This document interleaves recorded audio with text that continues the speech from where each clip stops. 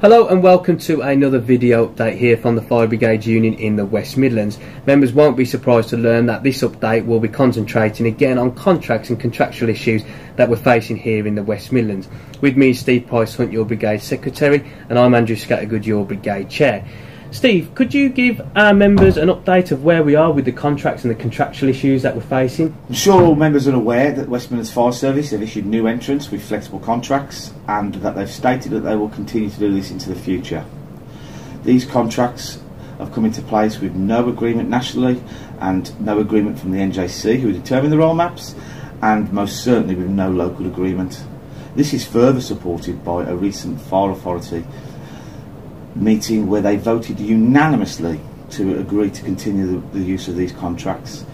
These contracts were also supplied with some figures from the Fire Authority, is that they expect in just over 3 years 25% of the workforce, the entire workforce, will be on flexible contracts, which if the same recruitment drive continues, that in 6 to 7 years over half the workforce will be on flexible contracts, meaning that we will be in the minority.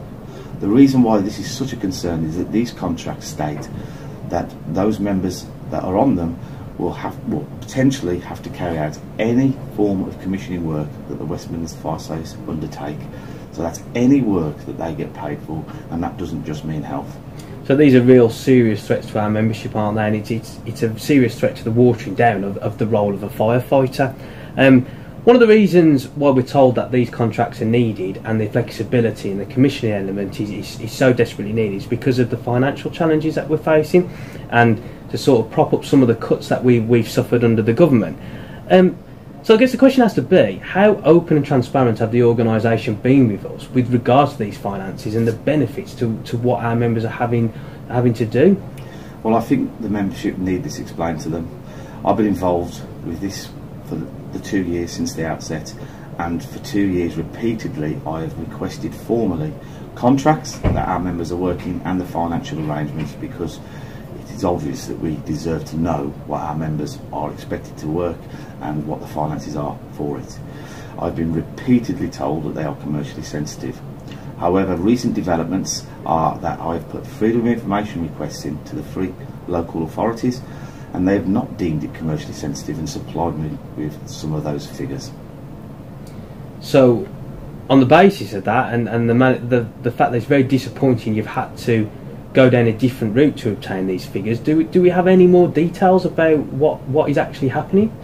Yes, well, I can give one example. So if we take the Wolverhampton area, which was previously delivering the Falls response, that was being done predominantly by two fire stations, Wolverhampton and Fallings Park, and they were further supported by the surrounding stations.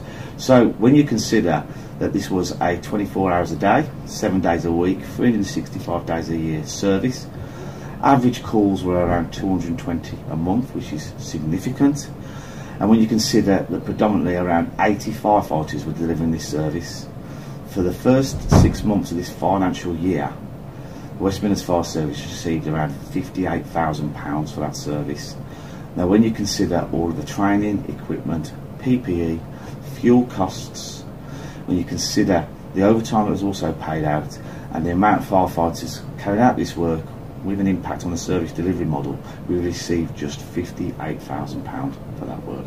I guess this raises some serious questions about the whole agenda and whether it is financially viable going into the future. Now, the organisation have had an influx of new entrants, and we welcome all these new entrants to the organisation. We welcome to the fire service, and we welcome them to the FBU. We're hearing that they're being put on the previous Falls response stations. Could you explain what kind of impact that's having on the members? Well, this is another serious concern, Andy, because management have previously told the membership and FBU officials that when the new entrants had finished their training courses, that they would move to the vacant locations within the brigade. This obviously made financial sense, and it made business sense to maintain our emergency response model. However, very recently the brigade changed their mind, and what they decided to do was move some of the new entrants to the old Falls response stations and overstaff them, which makes no financial or business sense. And now what we find is that the members who are at these stations are at risk of compulsory transfer. So this is again a very serious issue, and I imagine a lot of our members out there will be extremely worried about their work locations and their future within the service. So it has to open the question that all our members will want to know is, what are the FBU doing about it? Okay, Andy. Well, this afternoon we submitted on behalf of the West Midlands FBU membership a collective grievance into these matters, and we will pursue that and to appeal if required. We will be referring these matters as well that we've talked about today to the NJC for their consideration.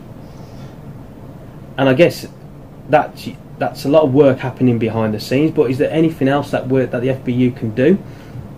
Absolutely, Andy. We have been taking legal advice for the last 2 to 3 weeks, and that legal advice is now, and we are firmly of the belief that the West Midlands Fire Service have breached the Trade Union and Labour Relations Consolidation Act and is unlawful, and we will be pursuing that matter with urgency. And again, that's a very serious issue and a very serious development within these contractual issues. So thanks for watching. That sort of concludes our video update this time. Make sure that, as usual, you're signed up to our mailing list to keep hold of the regular updates. Make sure that you like our Facebook page and you follow our Twitter account, and we'll keep you abreast of all the developments that are happening with this and other issues as we go along. So thanks for watching, and we'll see you next time.